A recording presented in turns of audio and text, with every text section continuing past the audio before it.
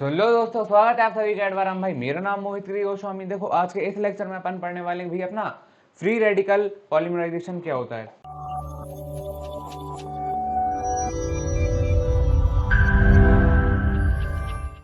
सुनो, सबसे पहले तो क्या होता है भी अपना, आज अपन देखने वाले हैं अपने मैकेनिज्म ऑफ पॉलीमराइजेशन क्या होता है ना। मैकेनिज्म ऑफ पॉलीमराइजेशन मतलब भैया मेरा पॉलीमराइजेशन काम कैसे करता है, होता क्या है, वो तो अपन पढ़ चुके हैं। अब इसके मैकेनिज्म कैसे है, ये अंदरूनी तरीके से कैसे काम करता है, मतलब हाँ भैया इसके अंदर क्या क्या स्टेप्स होती हैं, ठीक है। अब मैकेनिज्म ऑफ पॉलीमराइजेशन मेरा होता है भैया दो टाइप्स का। एक होता है मेरा free radical polymerization, free radical. चलो यार एक मिनट रब करके अच्छे से लिखता हूँ, है ना। क्या होता है भैया, सबसे पहले एक टाइप का अपना होता है free radical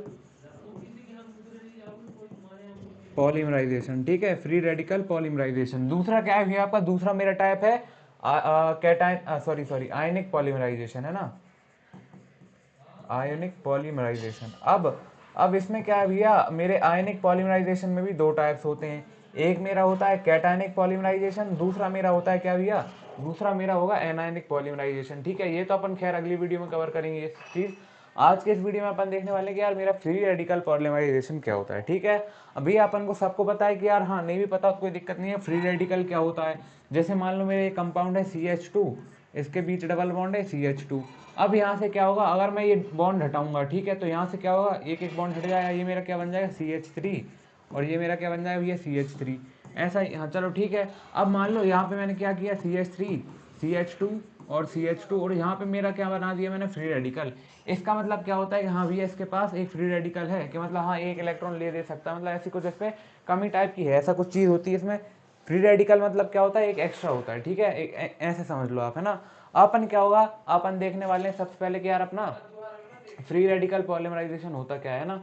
free radical polymerisation होता क्या है, इसमें ये क्या हो रहा होगा कि मतलब मेरा जो भी पॉलीमर बन रहा है वो फ्री रेडिकल की मदद से बन रहा होगा। ये चीज़ तो अपन क्लियर सी समझ आ रही है, ठीक है।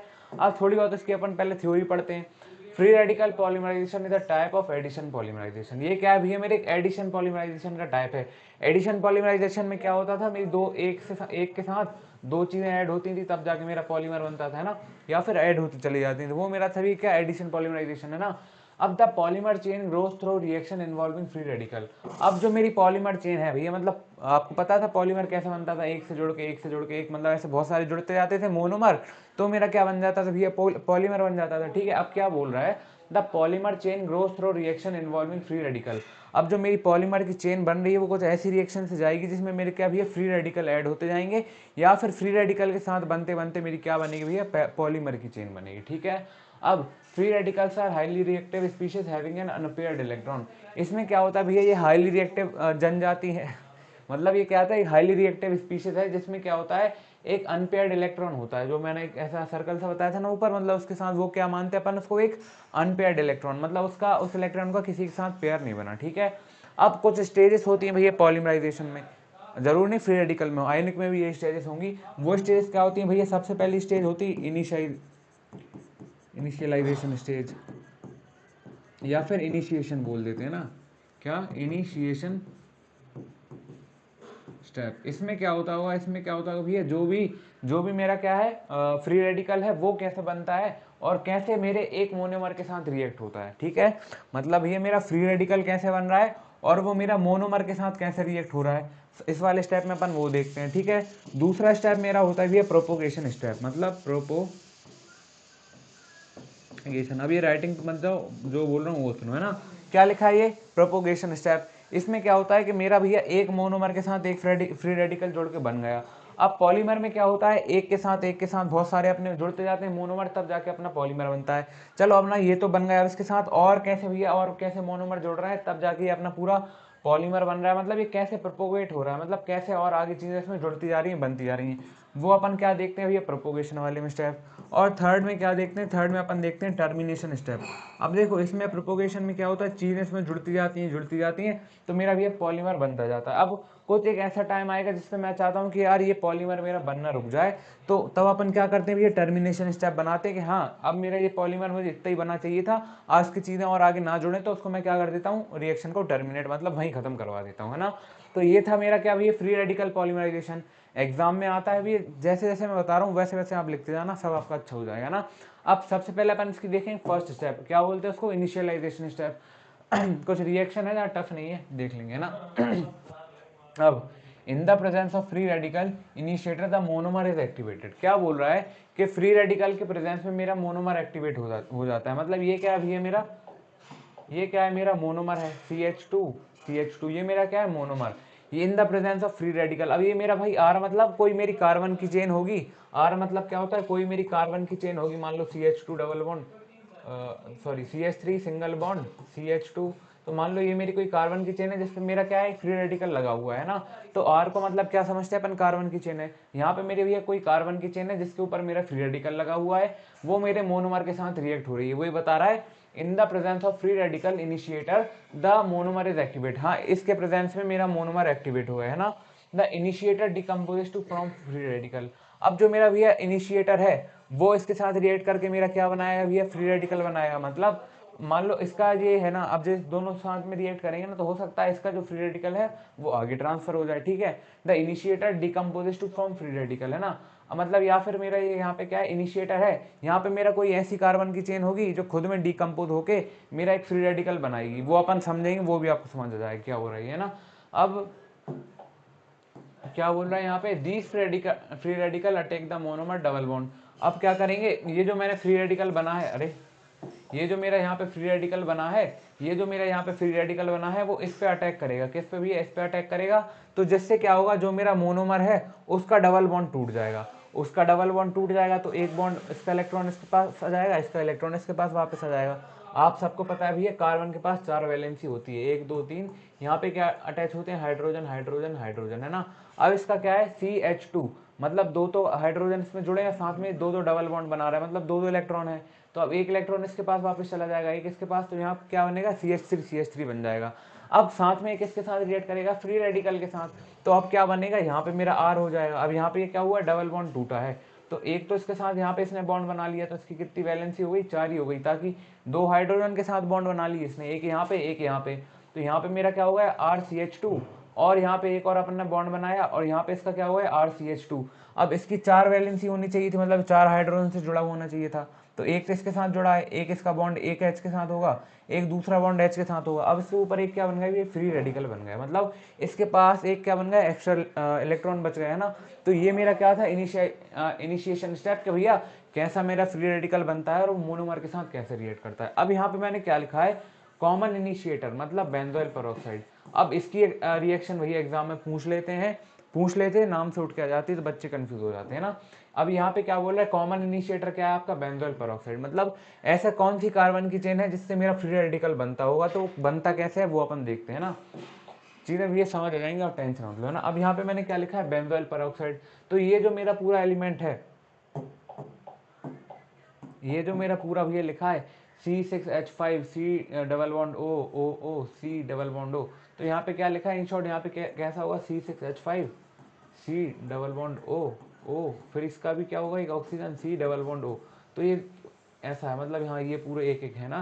तो यहाँ पे क्या लिखा है, C6H5 C double bond O C double bond O C6H5। तो मतलब हाँ, एक तरीके से 2 ये जुड़े हुए हैं एक से एक, है ना। तो ये आपको ऐसे याद हो जाएगा। ये मेरा क्या है भैया, बेंजोइल पेरोक्साइड।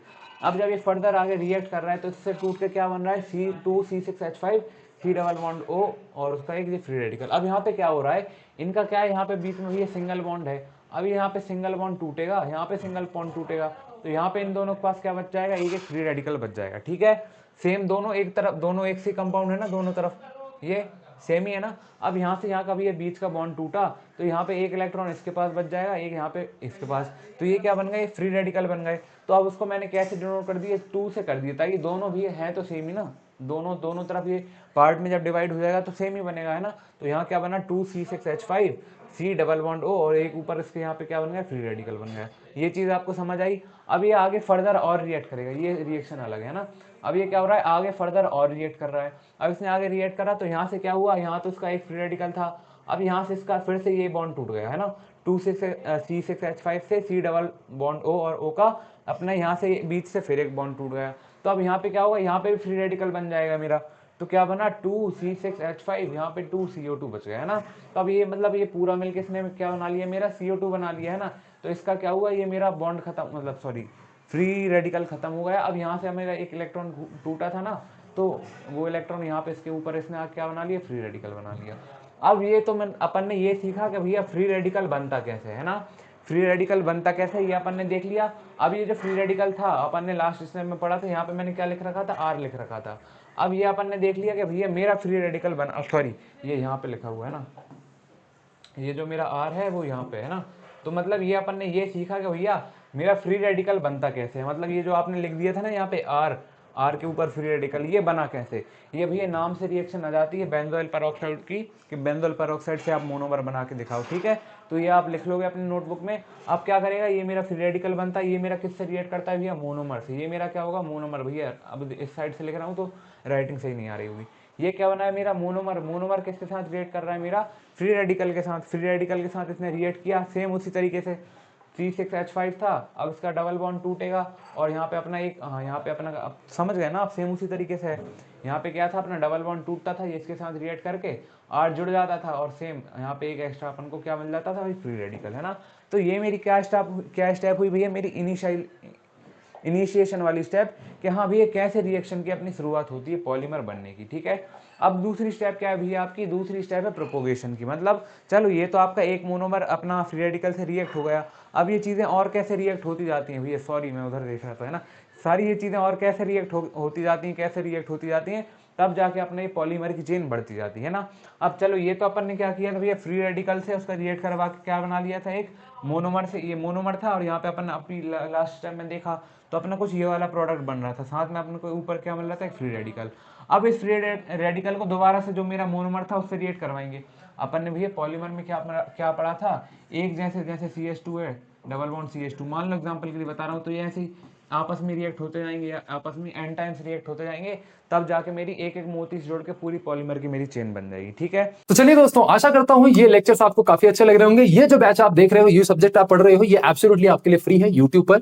इसके डिस्क्रिप्शन में आपको कंप्लीट लिंक मिल जाएगी, या फिर आप एडवारा इंजीनियर चैनल पर जाके देख सकते हो। और कुछ बैचेस, जैसे आपके मैथमेटिक्स 2 बैचेस हो गए, और जो आपके कुछ बैचेस हैं जो टफ पढ़ते हैं आपको, वो भी आप जाकर के एडवारा ऐप पे पढ़ सकते हो। तो प्ले स्टोर से आप एडवारा ऐप डाउनलोड कर सकते हो, या अगर आपको लैपटॉप पे बड़ी स्क्रीन में पढ़ने का मन है तो भैया edvara.in वेबसाइट पर जाकर के यहां नीचे हल्का स्क्रॉल करोगे तो अपनी यूनिवर्सिटी सेलेक्ट करना, AKTU के तो AKTU सेलेक्ट करना, RGPV के हो तो RGPV सेलेक्ट करना, अपनी यूनिवर्सिटी के हिसाब से स्ट्रक्चर्ड कंटेंट से पढ़ाई करिए।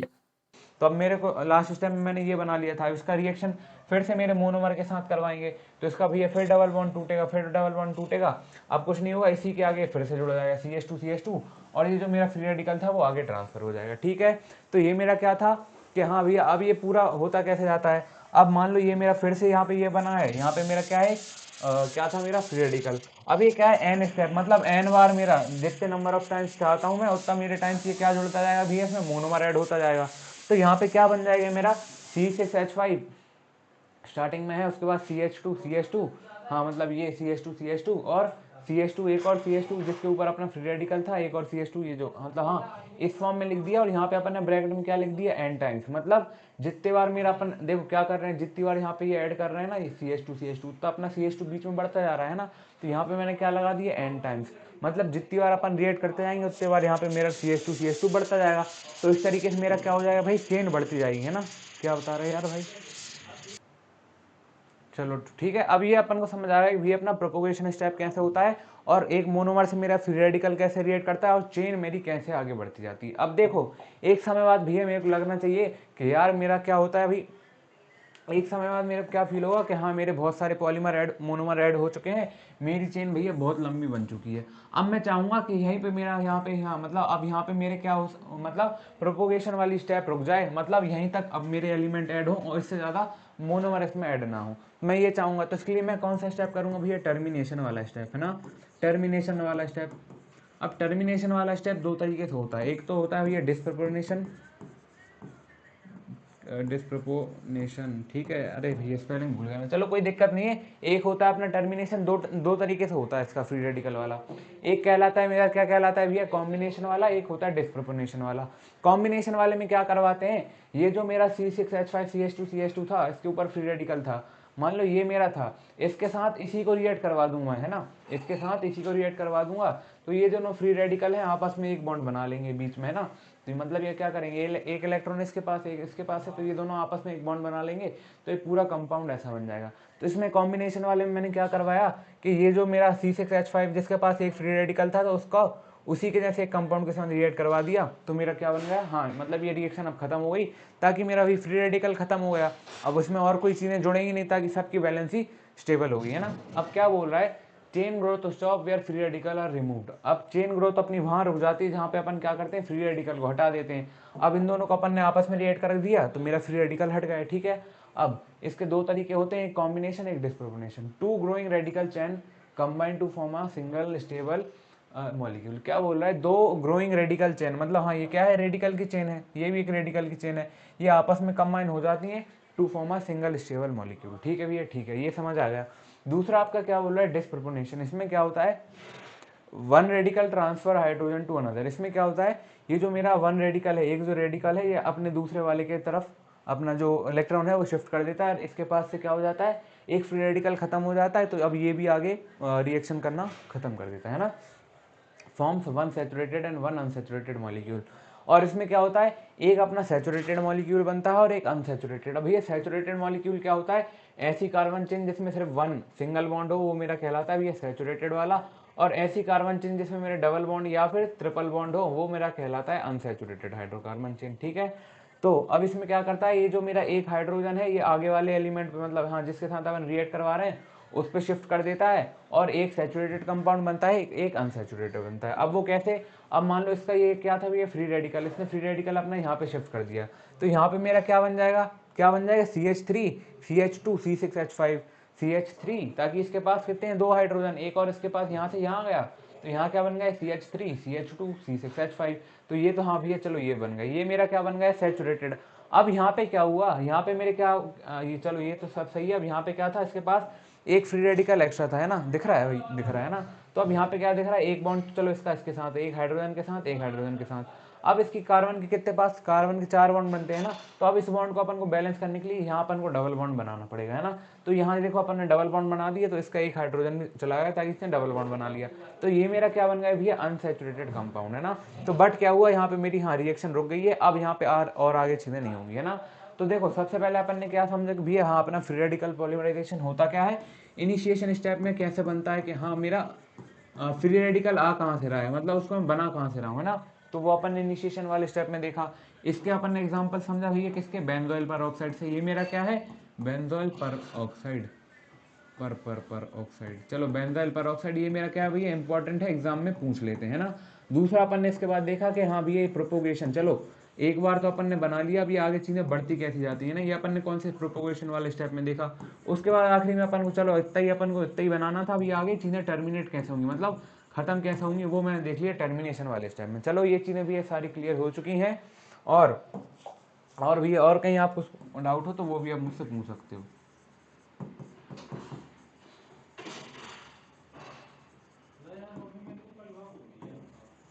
ठीक है। तो मेरे भाई आपको आज का लेक्चर पसंद आएगा, उसके नोट्स अच्छे से बनाइए, कमेंट में सब चीज़ें बताइए। Thank you so much for watching, bye.